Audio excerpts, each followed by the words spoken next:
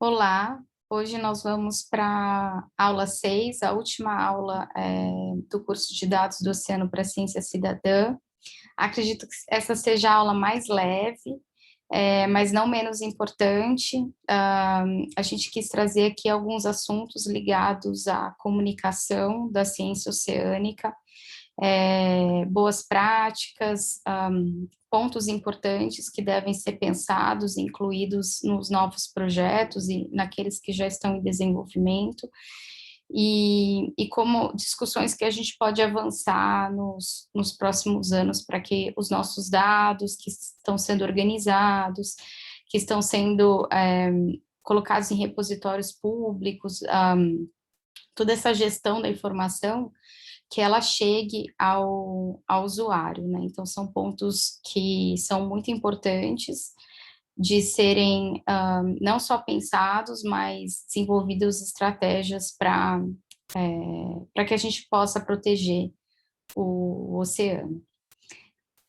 Então, falando um pouquinho da problemática, né, ou da situação atual, acho que a gente já comentou em outras aulas, mas o oceano é de todos e para todos. Então, se a gente tem essa filosofia de união de conhecimento, é preciso que a gente compartilhe essas responsabilidades, tanto de proteção do oceano como um todo, mas de ação em prol da ciência oceânica e também dos benefícios. Mas para que isso aconteça, é importante que a informação chegue a todos. Vai ser muito complicado se a gente começar a não comunicar a informação que a gente obtém com o progresso da ciência oceânica, ou que a gente não faça alertas eficientes sobre situações de crise, ou mesmo promova bons exemplos de recuperação ambiental. Então, é um cerne, e por que a gente fala que é uma problemática? Porque não existe uma solução comum e que a gente pode copiar como modelo. É muita diversidade, muitas situações particulares. Então, as estratégias de comunicação, elas são bem particulares para cada projeto. Claro que a gente consegue ter boas práticas, bons exemplos, guias, né, projetos modelo, mas a gente sabe que como os públicos são muito diversos e as culturas também, exige muita adaptação, muito diálogo e desenvolvimento de ferramentas que estejam adaptadas para quem a gente está falando sobre um determinado assunto. E uma coisa que a gente se pergunta, né? É possível tornar esse conhecimento sobre o oceano mais diverso, mais igualitário e inclusivo? Nós acreditamos que sim, apesar de tantas dificuldades que a gente tem de atingir muitas pessoas, é possível. A gente sabe que existem muitos conhecimentos sobre a área ambiental, que 10, 20 anos atrás as pessoas não sabiam, e agora muita gente já sabe, né? Já é ensinado nas escolas, já entrou na cultura da sociedade assim, de forma mais espalhada, não necessariamente aquele conhecimento a fundo, mas a gente acredita que é possível, desde que hajam muitas ações, né? Que isso se espalhe, que seja um mar de comunicação e que cada um possa fazer um pouco e contribuir para esse cenário aonde te tange, né? Até onde você vai. Às vezes as pessoas falam, mas para ter uma comunicação própria é preciso que a gente ah, tenha muitos recursos ou faça estratégias de audiovisual. Não necessariamente, vai depender de quem a gente está falando. E toda mensagem, ela é válida, né? Toda ação, ela é válida. E o impacto dela pode ser muito maior do que o esperado. Então, vale a pena a gente tentar se dispor a melhorar e aprimorar esse sistema de comunicação sobre o oceano.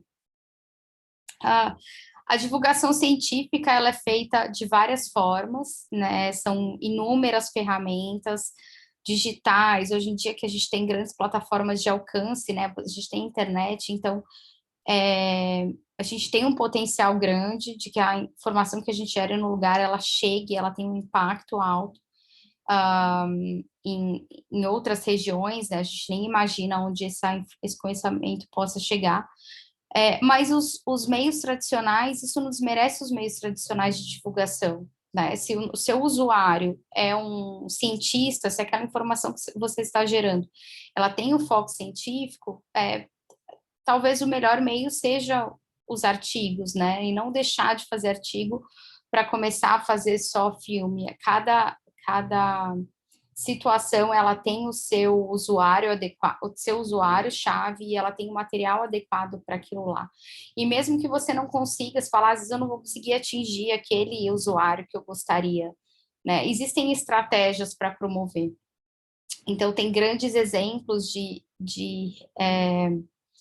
instituições que fazem trabalho incrível, né? Que eu coloquei a National Geographic, mas a gente tem os museus que têm um legado de divulgação científica histórico.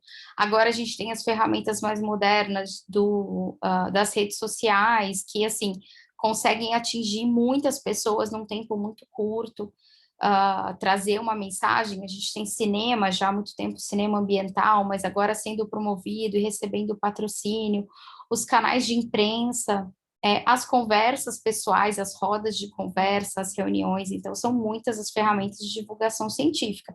E quando a gente fala aqui em divulgação científica, é interessante também trazer que não é só uma questão de comunicação, né? A divulgação científica, ela está ligada à ciência que foi feita. Então, o conteúdo, nesse caso, ele é muito importante. Além de todas as ferramentas de imagem, estratégias de comunicação, mas a divulgação científica, ela tem no seu cerne prezar pela qualidade da informação científica, né? Ter respeito àquilo lá que você está passando e ao que foi desenvolvido.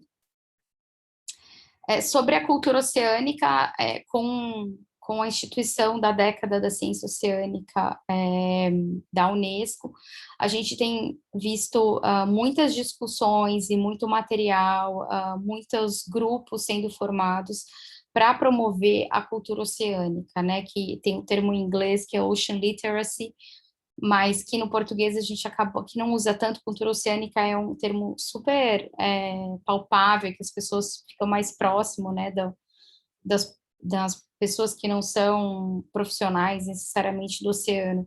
Mas é importante a gente promover essa compreensão da influência do oceano sobre você e da sua influência no oceano. Isso está no cerne da cultura oceânica. A pessoa que entende a cultura oceânica, ela vai compreender os princípios essenciais e conceitos fundamentais sobre o oceano, ela vai conseguir comunicar assuntos ligados ao oceano de uma forma com propriedade, de uma forma significativa, e ela é capaz de tornar decisões informadas e responsáveis sobre o oceano. E a gente sabe que isso está muito longe, né? Se a gente pensar que muita gente não compreende, mora no litoral e não entende que existe uma dinâmica de maré, por exemplo, ou que existem as ressacas, por que aquilo lá acontece, não é algo assim que é super complicado de se entender, né? As pessoas conseguem compreender conceitos físicos e matemáticos muito mais complexos do que uma dinâmica de maré. Então, realmente é um caminhar de promoção desse conhecimento do oceano, que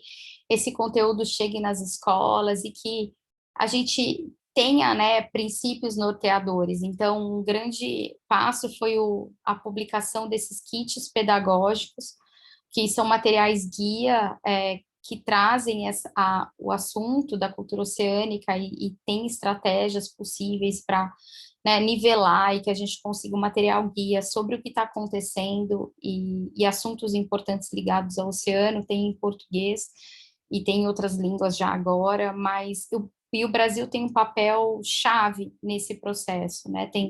Tem organizações que estão muito empenhadas e tem papel de liderança, e a gente sabe que, como o Brasil tem uma grande experiência com diversidade de culturas, por ser um país muito grande, com muitas diferenças culturais, nós temos muito a agregar nesse cenário.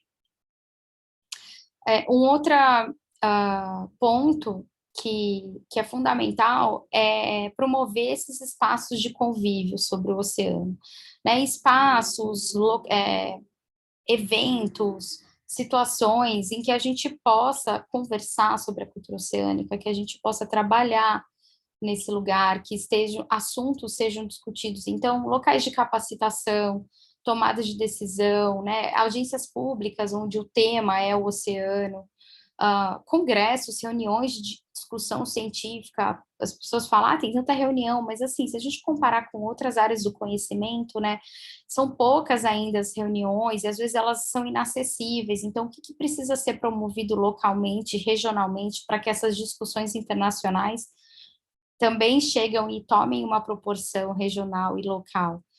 Locais de promoção de cultura, esporte, lazer ligado ao oceano, né, e que haja incentivo a essa prática, porque nós sabemos, ou quem mora no litoral e está acostumado e gosta, que esse público que faz da cultura e do esporte, do lazer, no lugar, que toma isso como propriedade, né, ela se apropria daquele amor pelo oceano e ela participa da promoção da proteção. Então, é importante que a gente abra esses espaços e que a gente promova a preservação desses lugares, né, dessas culturas também. Que hajam espaços de educação, então, dentro do currículo formal, dentro do currículo informal, que sejam opções atrativas, né, para as pessoas terem contato com a cultura oceânica, e os acervos, né, os acervos digitais, os acervos físicos, eles são extremamente importantes. A gente vê no Brasil, né, o quanto falta de local de acervo museológico, histórico, sobre documentos, sobre cultura ligada ao oceânico ainda, e parece que é tudo super longe de nós, e não é, né, um lugar com uma costa imensa, às vezes a gente tem muito mais da cultura do interior no nosso dia a dia, ou a gente não sabe que os nossos hábitos são ligados ao oceano, então essa promoção, esse entendimento, né, trazer o oceano como inspiração, é, é um dos grandes objetivos da próxima década, mas com certeza das outras próximas, e os espaços de convívio, eles são fundamentais, né, eles têm um papel-chave nesses avanços. Se fala também bastante da diplomacia científica, né? Foi um termo meio chique, assim, para algo que se faz desde o início da ciência e de que há talvez uma ciência mais formal, nesse caso, pensando no termo ciência como método científico, como instituições formais, universidades, centros de pesquisa, mas o cientista, e no caso o cientista do oceano, né, que trabalha os profissionais do oceano, eles têm um papel-chave na promoção da cultura oceânica. A gente vê que muitos das iniciativas que estão surgindo por pessoas que têm uma bagagem científica ou atuaram e estão dispostas a promover essa cultura, mesmo tendo que tirar um tempo do seu dia a dia, que deveria ser dedicado total à ciência, né, ou pelo menos grande parte, e participar das ações. Então, a diplomacia científica, ela é um campo de pesquisa, educação, mas ela também é uma forma de promover que o conhecimento sobre o oceano tenha um maior alcance, e que também as estratégias e as ferramentas de aplicação, as ações de proteção, elas, elas sejam mais diversas, elas envolvam mais países, né? Então, nessas questões colaborativas, os projetos internacionais, eles têm um impacto, ou mesmo projetos regionais, que incluam diversas instituições, eles têm o cientista, ele tem um grande papel nessa diplomacia, e a gente tem aprendido a utilizar ferramentas, né, diplomáticas, assim, de como resolver conflitos e tentar atuar no meio de campo para que a gente possa realmente ter um avanço e não só fique no campo das discussões. O incentivo aos processos participativos, eles já também é uma conversa de uma longa data, mas agora eles têm vindo à frente do desenvolvimento dos observatórios do oceano, e as ações de ciência cidadã, né, elas estão ali junto, elas andam no mesmo caminhar, mas no caso do co-desenvolvimento, o co-design, a colaboração, ela existe essa chamada de que os diversos setores da sociedade eles sejam incluídos desde o início da elaboração dos projetos. A gente sabe que muitas vezes isso não é possível, porque, por exemplo, uma chamada em que a gente precisa de recursos, às vezes ela surge de uma hora para outra, e a gente fala, nossa, alguém vai precisar se juntar, e escreve um projeto e não chama outros setores da sociedade que poderiam participar no desenho mesmo de um programa de ciência. Mas será que a gente não consegue se esforçar? Será que é assim tudo tão de última hora que a gente não consiga estreitar essa conversa e virar a chave, né? Que não seja assim, a gente informe as pessoas sobre os avanços científicos, mas que os setores da sociedade participem do desenvolvimento dos avanços científicos em todas as suas etapas. É um caminhar, aqui eu trouxe um exemplo uh, de um programa do Observatório Global, né, do Sistema de Observação Global do Oceano, que também tem trazido mais, assim, é só de forma ilustrativa, porque a gente sabe que muitos projetos já aplicam essas ferramentas, mas também tem papel de liderança nesse co-desenvolvimento e colaboração. E nesse ponto é muito interessante trazer novos ares, né? Então, pessoas que pensam diferente de você, ou que as linguagens, para que a gente possa realmente agregar e tornar isso de uma forma mais fácil, porque se a gente falar, vamos fazer um co-design, só que no co-design é só multidisciplinar, mas é todo mundo cientista, até onde a gente está indo com esse multidisciplinar, né? Ou é todo mundo que trabalha com oceanografia, né? Um tem um pouco mais área, trabalha com populações tradicionais, outro trabalha é, com divulgação científica, mas se pensar, todo mundo tem a mesma formação. Então, é uma questão mesmo de autocrítica, mas de onde a gente pode melhorar nesses projetos, nesses processos participativos. E dar o tempo de escuta, né? Separar um tempo real para isso. Numa sociedade onde tudo é feito super corrido, até onde a gente consegue ir. Mas, né, bom, eu acredito, eu sou uma pessoa bem positiva, acho que a gente está caminhando, né, para uns avanços.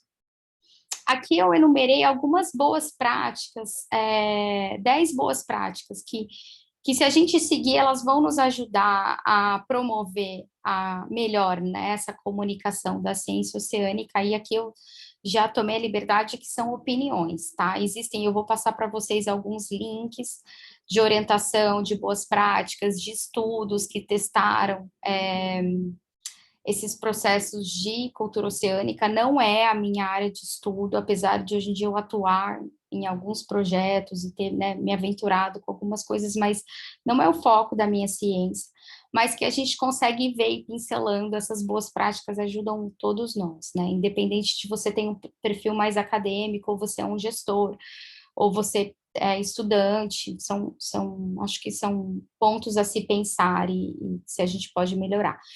Então, uma das coisas é simplifique, né? O que é tão, assim, o conhecimento científico, ele é super elaborado para ele realmente se tornar científico e ser um avanço, né?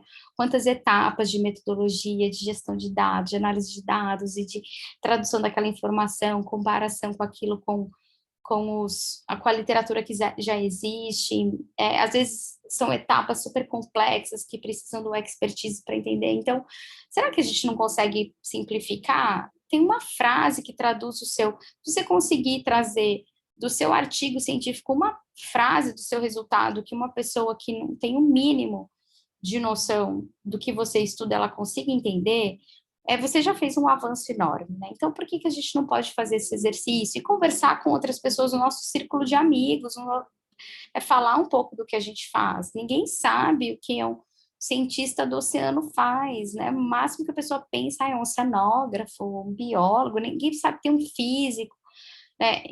Enfim, tem tantas profissões, tem um comunicador, né? Tem um advogado, um engenheiro ambiental, tem pessoas que não têm formação, mas elas estão ali atuando como mediadores de conflito, ou como uma questão mais técnica. Então, assim, vamos tentar simplificar? A gente é capaz.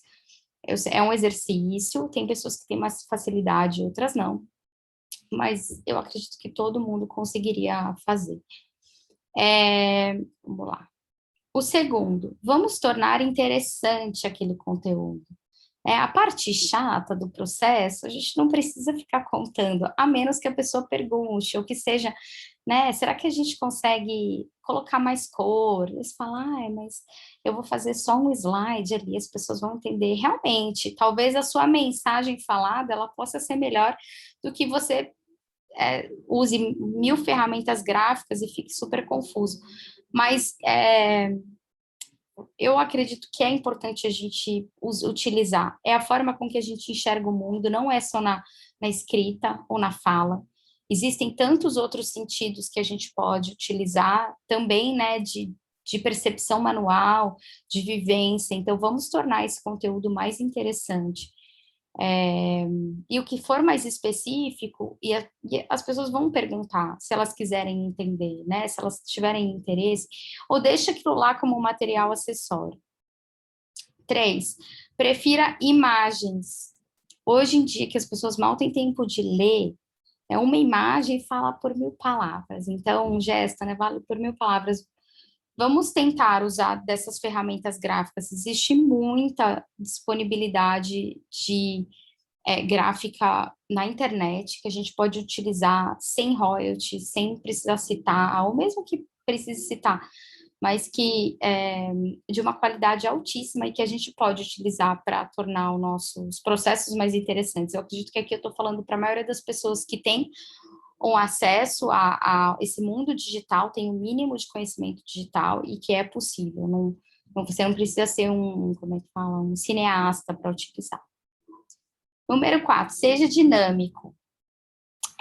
Vídeos, né, prendem muito a atenção, a gente passa tanto tempo na frente da televisão, assistindo séries, então sempre que for possível trazer profissionais de áudio e vídeo, agrega porque se torna mais fácil mesmo a gente passar a mensagem. Então, esse dinamismo nas ferramentas, ou mesmo na hora da conversa pessoalmente, para a gente tentar ser conciso, né, não usar muitas palavras, é uma prática que geralmente tem sucesso. Faça-se ouvir. Então, chame a palavra para você. Não tenha vergonha de falar, não tenha vergonha de mostrar o material que você produziu. Ele pode não estar assim, ai, nossa, o melhor material do mundo, mas ele tem uma mensagem, ele vai atingir uma pessoa, né? Vamos chamar e para que mais pessoas nos escutem, falar, mas não é só de quantidade, de qualidade. Se a gente se fizer ouvir para pessoas-chave que vão propagar aquele conhecimento, olha o valor que isso tem. Colabore. Nós não somos obrigados a entender de todas as ferramentas de comunicação. Não, isso não está dentro dos currículos dos profissionais do oceano, né? Agora tem um ou outro, algumas aulas, mas assim, é muito. Porque quando a gente não chama profissionais de comunicação para trabalhar conosco, né? E às vezes a gente arrisca fazer. A gente tem a capacidade, tem pessoas que têm uma habilidade que não são profissionais de comunicação e têm uma habilidade grande nessa área mas a gente sabe que é a minoria. Então é importante trazer colaboradores, fazer projetos juntos e daí aqui vem no contratar.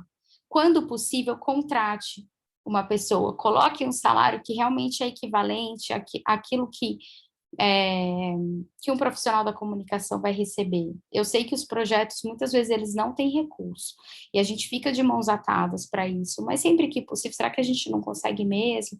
O quão importante é a gente comunicar aquela informação para depois a gente obter recurso, né? O quanto é um investimento dentro de um projeto ou dentro de uma ação sobre o oceano. Obtenha recurso, né? existem fontes de financiamento específicas para a comunicação da ciência. Existem editais de cultura que a gente pode adaptar ao conhecimento, e isso principalmente na escala local e regional. É interessante a gente ficar atento, a gente concorre para tantos, a gente busca recursos em tantos lugares, assim, que é difícil, e que a gente precisa de uma expertise, a gente demora escrevendo um projeto, a gente traz, a gente planeja, a gente tem a capacidade também de agregar e abrir um pouco o leque de fontes de financiamento. Então, é importante a gente trazer recursos para que a nossa comunicação ela esteja na qualidade ou na altura daquele conhecimento que a gente produziu, né? Assim, aqui respeitando nem sempre é possível, mas será que não é? É um grande projeto de pesquisa, o quanto a gente não consegue trazer um recurso bom para produzir um material de qualidade, que aquele material chegue a mais pessoas e esteja adaptado ao público que você quer falar, às vezes na sua região, né, quase não tem informação sobre aquele lugar, são processos, né, de um caminhar, mas recurso é fundamental. Chame a imprensa.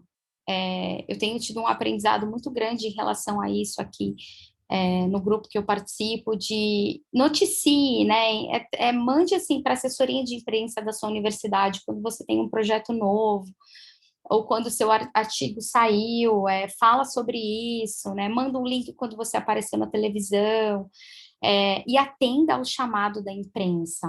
Não pense, eu sei que muitas vezes a gente fala assim, nossa, eu não quero falar na televisão, ou não tenho tempo para falar na rádio, mas então manda um aluno seu, enfim, capacite outras pessoas, mas quanto mais profissionais do oceano estiverem participando, em contato, falando para públicos diferentes, mais impacto da informação que a gente gera e, com certeza, mais apoio a gente vai ter, né? Se a gente está pensando em sustentabilidade do planeta, sustentabilidade do oceano, esse conhecimento, essas atividades, elas precisam chegar às pessoas, e a imprensa tradicional, ela é uma fonte de impacto muito grande.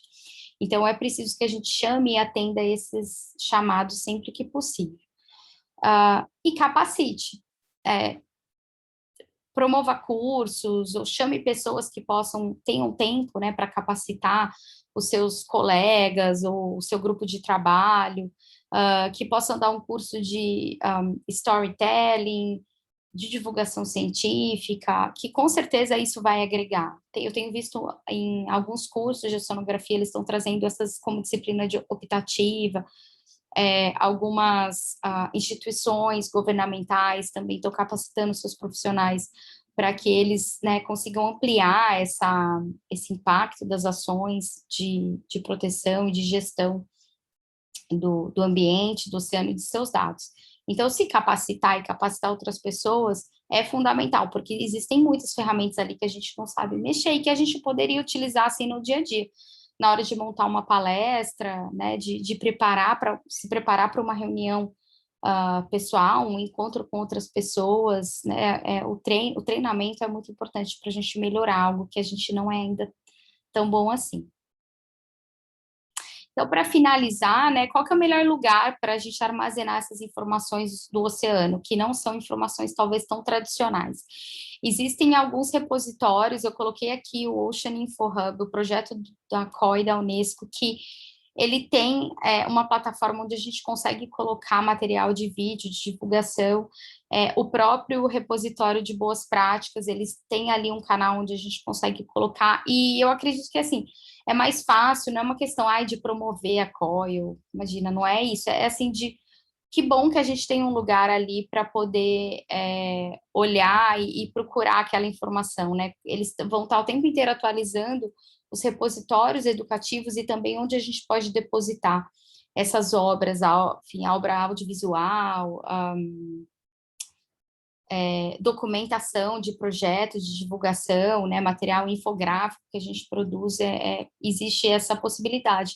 E também a gente precisa tomar posse dos sites, né, do que a gente usa também, as nossas plataformas digitais, os nossos acervos, que aquilo fique armazenado ali.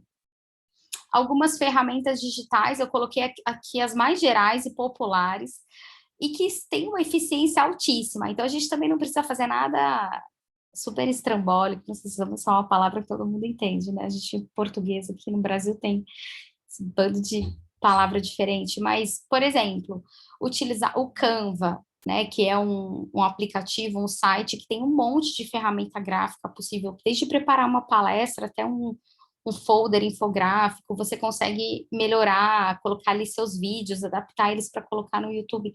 Então, assim, é uma ferramenta gratuita, existem questões ali que são pagas, mas até agora ela é gratuita e a gente consegue produzir e divulgar um material de alta qualidade. O Instagram é muito utilizado, principalmente aqui no Brasil, uma plataforma que tem muitos adeptos.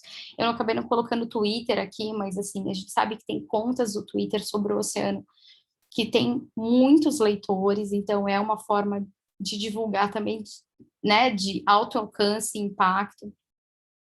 Muita gente tem migrado para a plataforma do TikTok, eu pessoalmente não utilizo, mas eu sei que alguns projetos que têm um público mais jovem, eles estão considerando criação de canais no TikTok, principalmente aqui no Brasil, para atingir, né, esse público que tem uma outra linguagem de aprendizado.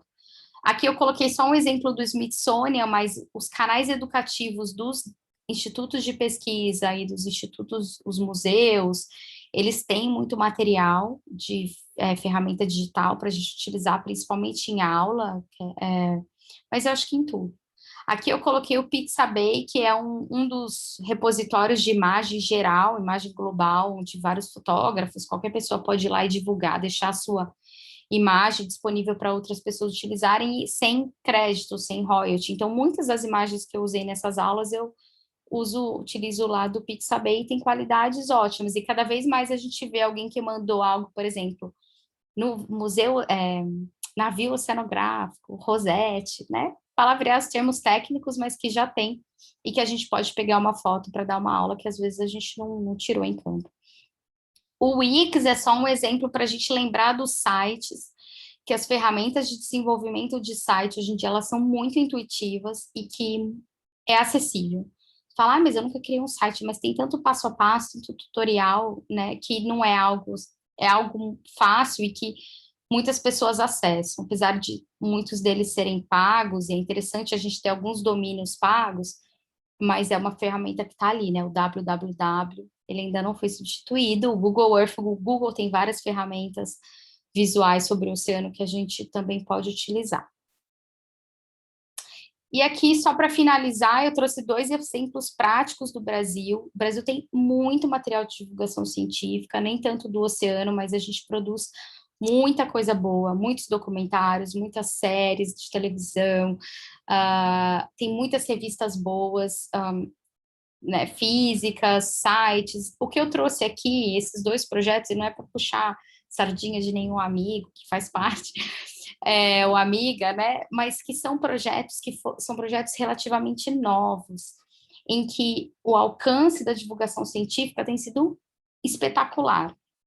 Então, é para a gente ter uma esperança de que colaborações e iniciativas e sonhos que as pessoas têm, às vezes, já eu quero levar mais a cultura oceânica, eu quero divulgar mais o meu trabalho, que existe um espaço para isso nos países, existe muito espaço, né? Um novo projeto não desmerece o outro, e que o seu alcance, quando isso é feito de forma colaborativa, é muito alto, né? Então, o Maré de Ciência, que tem um foco muito grande de divulgação científica, de formação, principalmente no público ligado à escola, mas enormes outros tantos projetos que eles apoiam, que existe um financiamento e que foram grupos, né, de muitas pessoas envolvidas, e trouxe a Liga das Mulheres pelo Oceano, que também tem um trabalho assim fundamental de diversificação desse conhecimento e de inspirar outras mulheres cientistas, e não só mulheres, mas, enfim, o público geral, e que tem um alcance muito alto, e que cada dia a gente vê mais material, projetos em colaboração saindo dessas iniciativas que foram e que tem um grande foco na ciência oceânica, e que a gente pode usar os materiais que eles produzem. Eles estão lá para a gente compartilhar, a gente não precisa criar o nosso. Por que não utilizar algo que já foi desenvolvido por nossos pares, por pessoas que têm altíssimo gabarito de qualidade, está em português. Então, mesmo para os outros países que talvez não tenha tanto material, os materiais produzidos no Brasil, eles estão aí e podem ser aplicados a outros ambientes e outras regiões costeiras, né, tanto que falam português, ou enfim, a questão mais gráfica também não. E é isso. Vou terminar. Obrigada.